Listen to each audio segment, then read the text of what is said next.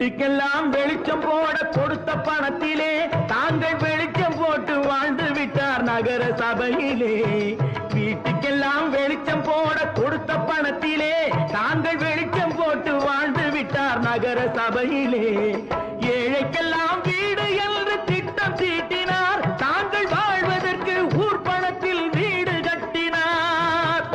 தாங்கள் வாழ்வதற்கு ஊர் பணத்தில் வீடு கட்டினார்.